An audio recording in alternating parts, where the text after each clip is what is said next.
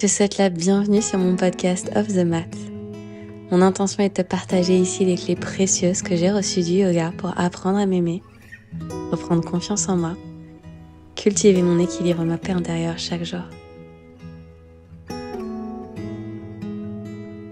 Je te souhaite la bienvenue chez toi.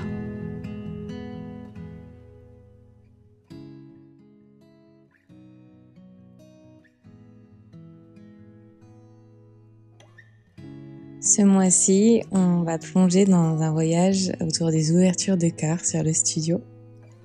Les ouvertures de cœur, c'est des postures qui sont à la fois intenses et profondes, mais qui sont incroyablement libératrices. Moi, à chaque fois que je pratique sur mon tapis, j'ai toujours une grande expiration qui se produit pendant ma pratique, à la fin de ma pratique, parce que c'est tellement d'émotions qui sont évacuées, c'est tellement de bien-être qu'on se procure justement en pratiquant ces ouvertures.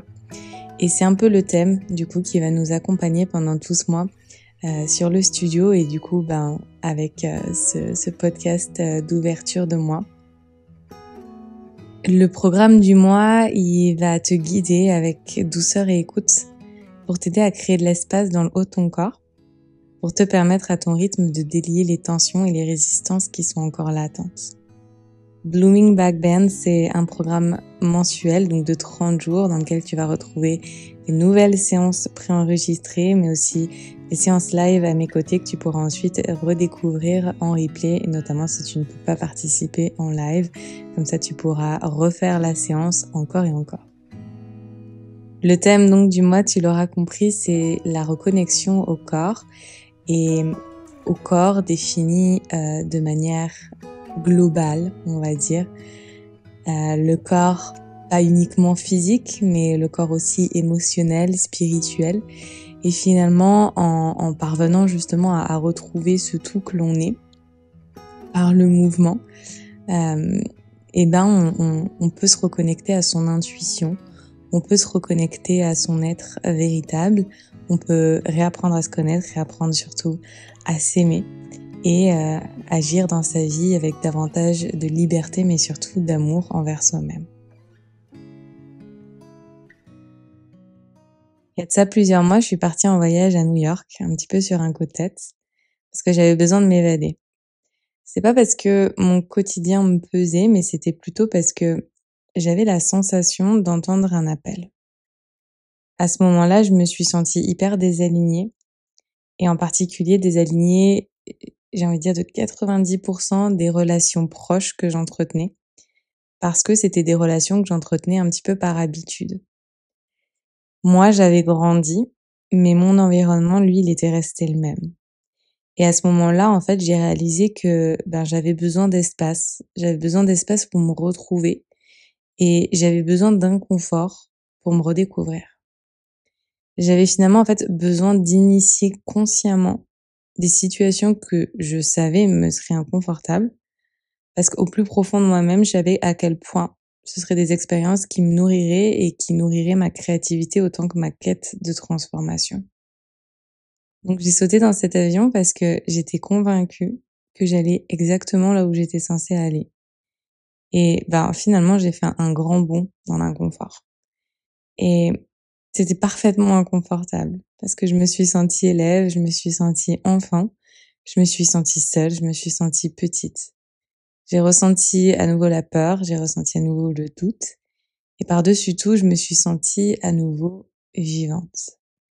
J'avais à présent tout cet espace autour de moi pour lâcher prise sur des routines qui m'enfermaient dans mon passé, pour m'abandonner à la nouveauté et au champ infini des possibilités qui s'offraient à moi pour vivre ma nouvelle vie.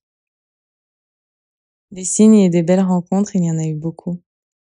Parmi elles, il y a eu cette citation qui s'est ancrée dans mon cœur. Personne ne se rappellera ce que tu as fait ou ce que tu as dit, mais tout le monde se rappellera comment tu les as fait se sentir.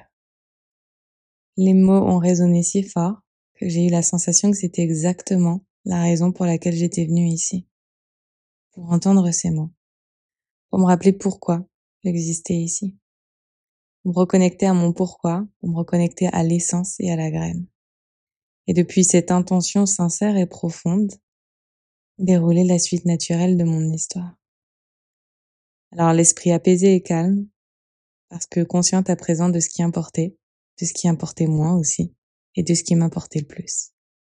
J'ai alors retrouvé mon esprit apaisé et calme, parce qu'il avait conscience à présent ce qui importait moins et ce qui importait plus.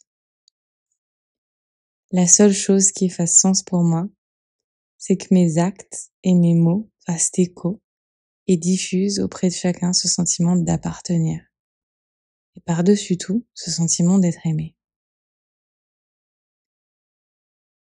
Lorsque tu prends du recul, tu te permets de trouver tes réponses. Il n'est pas nécessaire de poursuivre en permanence l'inconfort, ni même de vivre en permanence dans l'inconfort. L'objectif, qu'il soit dans ta vie perso comme dans ta vie pro, sur ton tapis comme hors de ton tapis, c'est trouver l'équilibre. La vie, c'est la somme de tes déséquilibres. Ta mission quotidienne, que ce soit par tes choix, petits comme grands, c'est de revenir au plus près à cet état d'équilibre. Pour autant, il te sera impossible d'y rester complètement et en continu, parce que c'est comme ça que fonctionne la vie. Lorsque tu inities un déséquilibre, que ce soit volontairement ou non, c'est inconsciemment parce que tu es déjà en déséquilibre. Et finalement, c'est vers l'équilibre que ton choix te guide, et non l'inverse. De la même manière, lorsque tu te sens pleinement alignée, heureuse et épanouie, des éléments autour de toi vont alors t'apparaître dissonants. Comme s'ils ne parvenaient pas à se fondre complètement dans ton décor. Comme si ce n'était pas la bonne pièce qu'il manquait à ton puzzle. Alors tu auras besoin de bouger des choses de ce décor. Tu auras besoin d'enlever pour créer de l'espace. Tu auras besoin de changer pour t'apporter un souffle de renouveau. Tu auras besoin de remplacer pour combler au plus près de tes besoins comme de tes désirs. Et alors de nouveau te sentir légère, alignée et en synergie. Ce cycle n'est pas unique. Il va se répéter à chaque étape de ton voyage. D'un déséquilibre à un équilibre, à un déséquilibre, à un équilibre. C'est pour cette raison que le concept de destination est illusoire. Il n'existe jamais de point final et donc jamais de destination. Il n'existe que des étapes. Et c'est dans ta capacité à vivre chaque jour au présent que tu es en mesure d'expérimenter ta vie au plus près de tes aspirations, de la manière la plus épanouissante et véritable qu'elle soit. Personne d'autre que toi ne peut choisir quand ni quoi. Et sache également que tu n'es jamais vraiment prête pour ce que tu ne connais pas. Te choisir, choisir ta transformation, c'est avoir le courage d'écouter cette voix intérieure et avoir confiance qu'elle te portera exactement là où tu es censé être. Si elle t'y guide, c'est parce que tu es prête. Recommencer, ce n'est pas un échec. Au contraire, c'est la suite logique de ton histoire. Recommencer, c'est un peu cette sensation erronée de revenir à la case départ. Mais tu ne reviendras jamais à ton point A dès lors que tu as avancé sur ton chemin. Tu as vécu, tu as appris et tu as grandi. Et de ce voyage est née une nouvelle version de toi, qui abordera ce paysage certes familier, avec une toute nouvelle perspective et une nouvelle approche. Tu as le pouvoir de transformer ton état d'esprit et tu as le pouvoir de choisir comment tu souhaites vivre ce nouveau chapitre. Si tu souhaites reconstruire, alors il te faudra accepter de recommencer. Et souvent, ça va impliquer de devoir se montrer vulnérable aux yeux des autres, de regarder le monde à nouveau avec des yeux naïfs d'un enfant. Tu te sentiras en sécurité de le faire si tu t'entoures de personnes qui auront cette capacité à te rassurer, parce qu'elles seront dénuées du jugement, parce qu'elles te feront te sentir vue, entendue, capable, méritante et assez. Ça peut paraître étrange, mais c'est souvent auprès d'inconnus, ou en tout cas de quasi-inconnus, qu'on parvient le plus facilement à se dénuder. Parce qu'il n'y a pas d'attente, parce qu'il n'y a pas de crainte d'être jugé, rejeté, ou même de décevoir. Tu comprendras alors que ce que tu pensais avoir été des erreurs ou des échecs n'en était finalement pas. Tu comprendras alors que tu ne seras jamais trop ou pas assez pour les justes personnes. Sache que personne ne t'aimera jamais autant que tu ne dois t'aimer.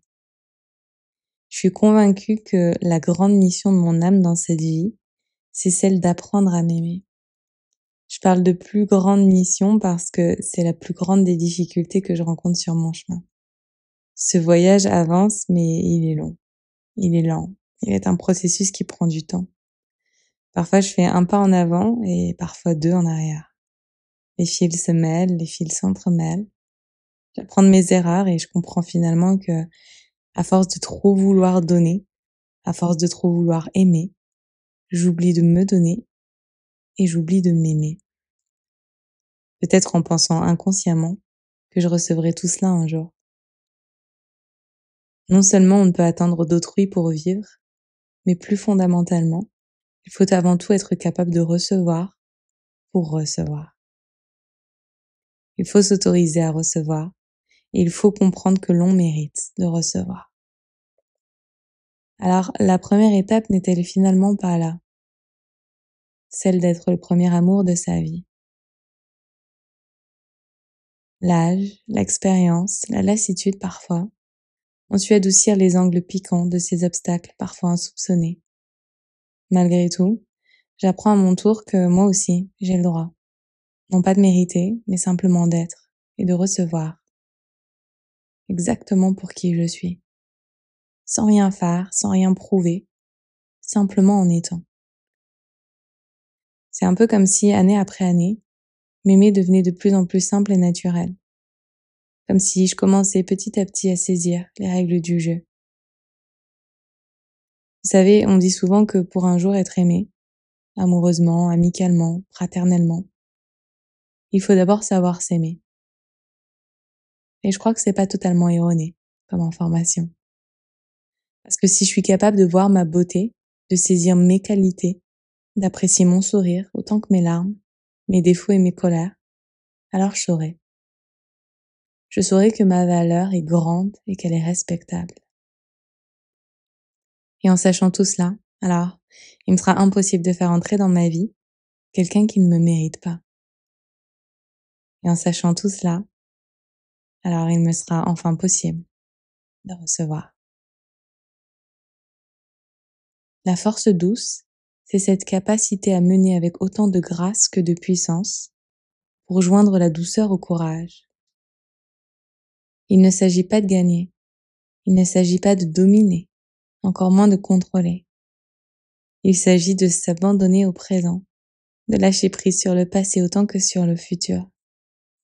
Et tandis que tu apprends à incarner la force autant que la douceur, tu découvres la réelle profondeur de ta puissance.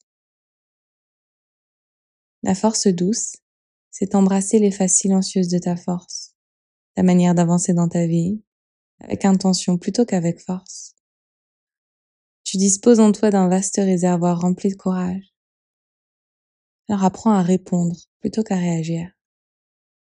Plutôt que de te laisser submerger par tes émotions et prendre une décision et émettre une réponse verbale de manière impulsive, fais le choix de prendre une profonde respiration, puis de te demander: quelle est l'issue que je souhaite obtenir de cette situation? Parce que là réside ton intention. Dans cet espace silencieux de réflexion, tu ouvres la porte à une action posée et intentionnelle. C'est là qu'est ta force douce, dans ta capacité à trouver du contrôle dans l'abandon. Sois disponible pour toi en te rendant indisponible pour les autres. Je pensais que parce qu'il y avait une plage vide dans mon agenda, ça signifiait que techniquement j'étais disponible pour un call, pour un café, pour une rencontre. J'ai petit à petit commencé à considérer que ces plages libres de mon calendrier n'étaient pas nécessairement des plages libres pour ma tête et pour mon cœur. Je me suis autorisée à ne plus justifier mes refus au bénéfice de mon bien-être. Ces petits moments, ce sont ceux dont j'ai besoin pour ralentir, pour me reconnecter, pour me recharger. N'est-ce pas devenu un luxe aujourd'hui que de n'avoir aucune contrainte ou compte à rendre? N'est-ce pas un luxe ultime que de simplement être? Dans ces moments de pause, tu te priorises et tu t'offres ta pleine présence, ta complète attention.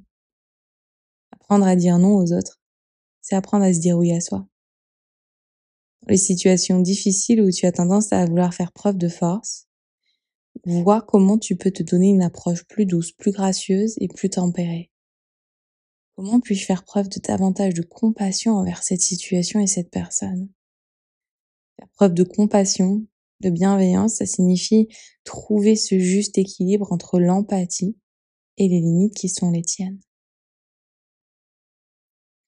On pense à tort que la force provient de quelque chose d'extérieur à soi. Un peu comme si c'était quelque chose qui se gagnait, quelque chose pour lequel il faudrait se battre. Mais si la force c'était quelque chose qui t'habitait déjà, lorsqu'on cesse de concevoir la force comme quelque chose de masculin, qui se mesure, qui se quantifie, alors on se laisse la possibilité de ressentir la force. Et c'est ici que réside la nature profonde de la force, dans les sensations, dans le ressenti. La force douce ne consiste pas à contrôler ni même à accomplir. Elle consiste à trouver l'alignement avec la version la plus pure et la plus brute de toi-même. Trouver sa puissance dans sa présence, son courage dans sa vulnérabilité, son pouvoir dans son authenticité. C'est dans les petits et silencieux moments de la vie que se produisent les plus grandes révolutions. Ces petits changements dans ta manière de penser, de te parler, de choisir, de t'exprimer. C'est dans ces petits moments que débute ta transformation. Et saison après saison, ces petits moments deviennent de plus en plus intentionnels, concrets et tangibles. Ils deviennent ces petits rappels, celui d'affirmer et de défendre ta valeur, celui de pratiquer la gratitude, celui de cultiver la compassion, l'amour et la bienveillance. Lorsque tu commences à vivre en portant une attention particulière à ces petits instants au cours desquels se produise ta transformation, alors le changement devient plus doux qu'il ne l'a jamais été. Il existe une voix qui n'utilise aucun mot. Notre monde est brillant. Il est inspirant pour certains, mais il est étouffant pour d'autres. Et pour autant, on traverse tous à un moment donné des phases de doute, de peur. On se cogne, on tombe, on échoue. Processus inévitable, celui de la vie. Il existe une voix qui sommeille en chacun de nous et qui ne désire qu'une chose, être entendue. Lorsqu'elle s'exprime, il est de notre devoir de l'écouter. Au cours de notre vie, notre cerveau accumule des informations. Il se rappelle de tout. Images, sons, odeurs, sensations, émotions. Si tu as consciemment oublié certains événements survenus dans ton passé, ton cerveau, lui, les a stockés sous forme d'informations. Peut-être es-tu déjà rentré dans une pièce en ressentant quelque chose d'intense et d'inexpliqué. Peut-être as-tu fait face à une situation en apparence nouvelle qui a suscité en toi une sensation de déjà-vu. Et tandis que tu ne comprends pas exactement pourquoi, ton cerveau, lui, se rappelle. Une association de sons, odeurs, couleurs, émotions qu'il va assimiler et associer à un événement passé, qu'il soit agréable ou désagréable. C'est ça qu'on appelle l'intuition. L'intuition, elle est là pour te guider, elle est là pour t'aider à comprendre la situation dans laquelle tu te trouves. L'intuition, c'est un concept aujourd'hui répandu et souvent romantisé. Un battement de cœur plus fort, un sixième sens particulier, un gut feeling. Un signal émotionnel puissant qui va naître depuis les profondeurs de ton être. L'impuissance, c'est ton inconscient qui reconnaît, scannant tes expériences passées et passant au crible tes connaissances et tes compréhensions accumulées. Cette voix intérieure, c'est ta meilleure amie. Elle ne te fera jamais faux bond, ni ne te guidera-t-elle dans la mauvaise direction. Elle est cette association entre l'amour et la raison qui ensemble se joignent pour créer un système de communication intime et sincère entre toi et toi-même. Lorsque ton instinct s'active, c'est ton corps qui s'exprime. Un frémissement, un clignement de cils. Il est là pour te protéger et te le signale physiquement. Même lorsque tu ne le réalises pas, de façon parfois incroyablement subtile, tu es en conversation avec toi-même. D'enveloppe à enveloppe, les messages se transmettent. La seule question est, Désires-tu écouter? C'est lorsque tu sors de ton ordinaire que tu peux te reconnecter à ta voix intérieure. Dans le train-train du quotidien, dans la routine et les habitudes, inconsciemment, tu mets ton mental en mode automatique. Alors fais quelque chose d'imprévu, sors de cet ordinaire.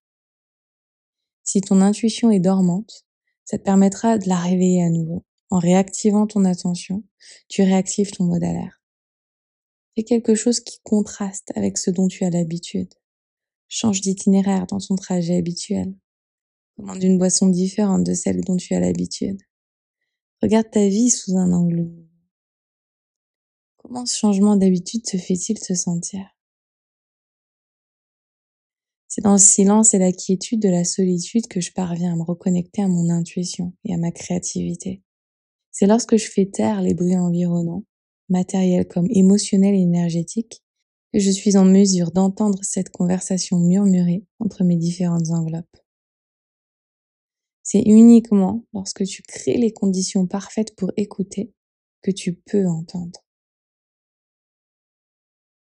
Suivre ton intuition nécessite du courage.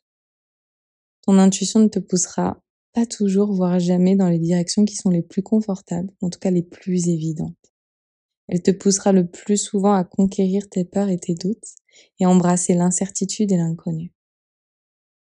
C'est un peu dans cet exercice de confiance avec toi-même dans lequel tu te lances, comme un grand saut dans le vide dans lequel tu vas devoir te lancer, confiante que tout se passera pour le mieux, parce que tu crois en cette voix intérieure et ce qu'elle te murmure de faire.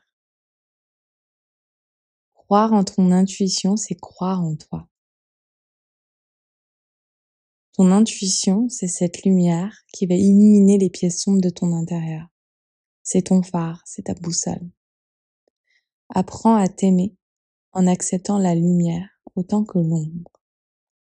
Rappelle-toi que la relation que tu entretiens avec toi-même, c'est la plus importante.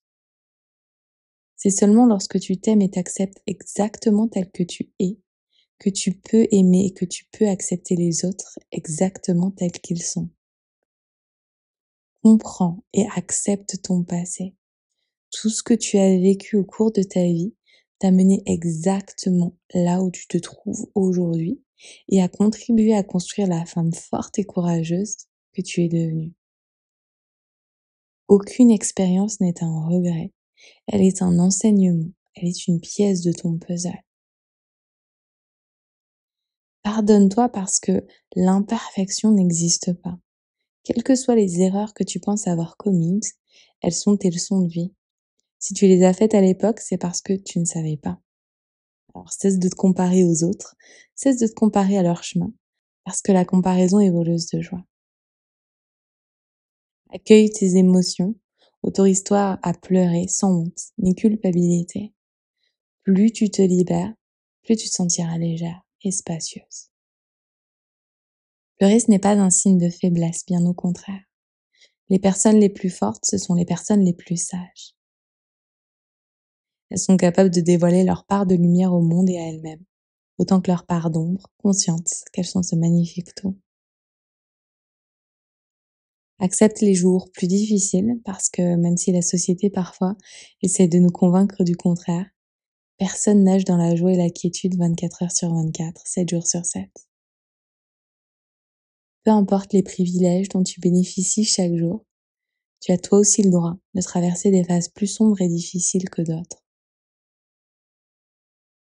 Les mots que tu emploies envers les autres et envers toi-même sont puissants et ils comptent. Ils peuvent guérir autant qu'ils peuvent briser. Alors toujours, choisis l'amour et la compassion au détriment du jugement et de la haine. Ne crains pas d'être toi et trouve le courage suffisant de croire en toi. Fais ce qui est bon pour toi et uniquement pour toi. Écoute ton cœur parce qu'il sera toujours voix de vérité. Te respecter, c'est te choisir en faisant ce qui sait être bon pour toi, même si tu as conscience que le reste du monde avance à contresens.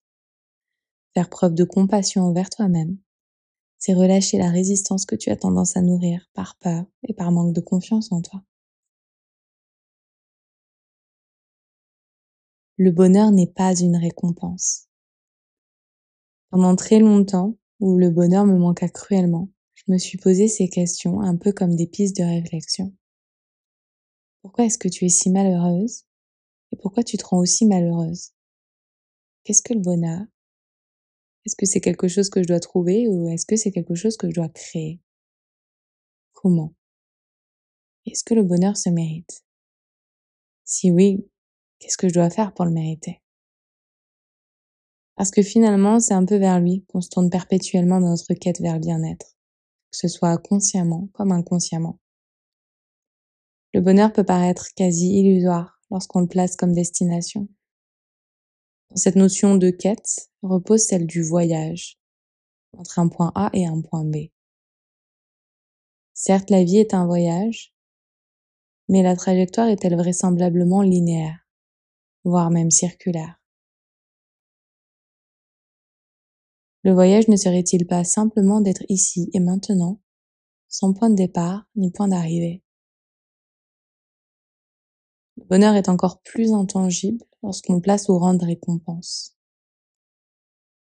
Travaille un peu plus, organise-toi un peu mieux, un peu plus comme ceci, un peu moins comme cela, et tu trouveras le bonheur. Non, le bonheur ne se trouve absolument pas au bout de ton chemin.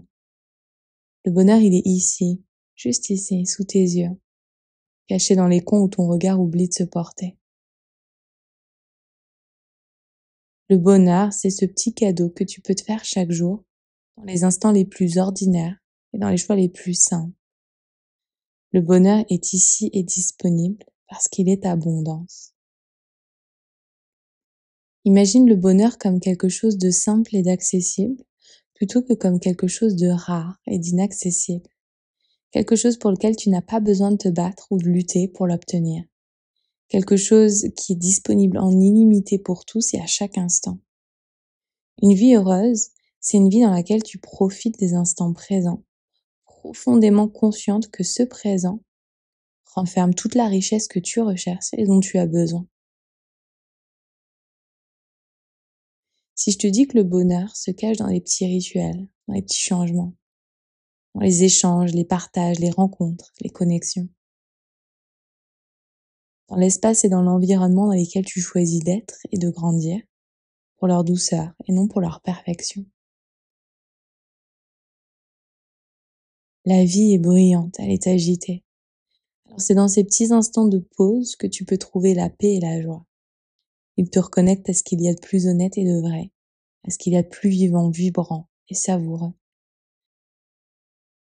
Parfois, c'est simplement en s'autorisant à ralentir, à écouter, à respirer, que l'on parvient à se rappeler de ces choses qui nous remplissent en silence de joie. Ton pourquoi se cache dans l'environnement que tu te construis, et non dans ton travail ou dans ta productivité. Oui, être passionné par son travail, c'est précieux, et c'est un privilège. Ton travail passion va contribuer à ton bonheur, mais il ne peut le définir autant qu'il ne peut y être conditionné. Malgré tout l'amour et l'épanouissement qu'il te procure, il existe tout un monde au-delà de tes responsabilités, de tes missions et de tes actions. Une vie au-delà de celle dans laquelle tu accomplis. Alors ne laisse pas ton travail être l'unique histoire qui raconte ta vie. Va là où tu te sens inspiré, connecte avec ceux qui te tirent vers le haut et rappelle-toi qu'il existe tellement de choses à découvrir dans ce monde et qui n'attendent qu'une chose, que tu les vois, que tu les expérimentes, que tu les ressentes, que tu les racontes. La vie ne te demandera jamais d'être parfaite. Par contre, elle te demandera d'être sincère, vrai et authentique.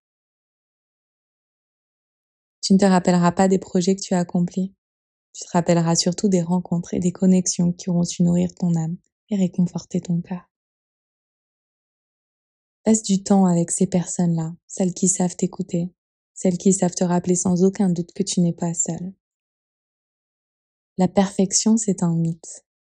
L'amour et les rires sont eux bien réels. Et c'est en eux que tu trouveras le bonheur. Le présent, c'est le seul espace-temps dans lequel ta vie se déroule. Il est le seul qui t'appartienne véritablement.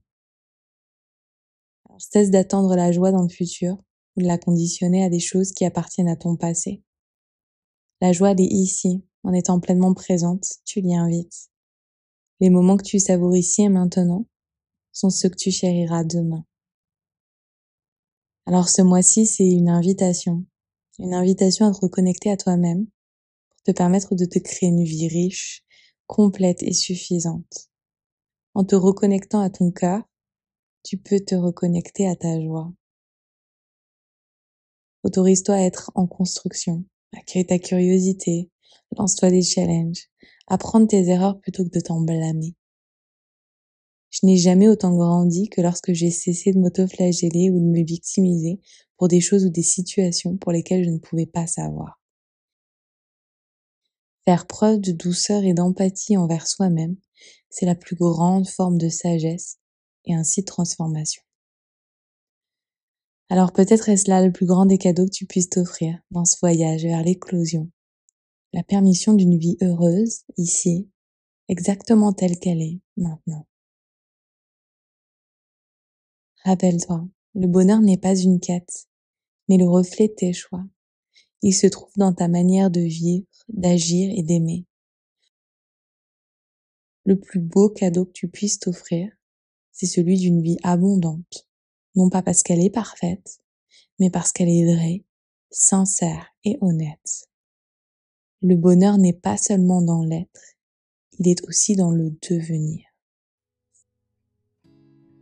Ce mois-ci, donc, tu l'auras compris, nous plongeons dans un voyage autour des ouvertures de cœur, à la fois intenses et profondes, et ô combien chargées et libératrices. Dans ton programme du mois Blooming Black Bells, je te guide sur ton tapis chaque jour avec douceur et écoute pour t'aider à créer de l'espace dans le haut de ton corps, afin de lui permettre à son rythme de délier les tensions et les résistances encore latentes. Ce mois-ci, c'est une invitation à te reconnecter à ton corps, mais tu l'auras compris, pas uniquement à ton corps physique, aussi à ton corps émotionnel, à ton corps énergétique, à ton corps spirituel. Une manière par l'art du mouvement de te reconnecter à ton intuition pour retrouver cette liberté, pour réapprendre à te connaître et pour réapprendre à t'aimer, pour comprendre que tu es ce tout qui mérite. En description de cet épisode, tu vas trouver un lien pour télécharger ton programme PDF et accéder gratuitement au déroulé du mois. Si tu parviens à entendre le message subtil de cette voix intérieure, alors je serai ravie de t'accueillir sur le studio pour débuter ensemble ce voyage autour des ouvertures de cœur.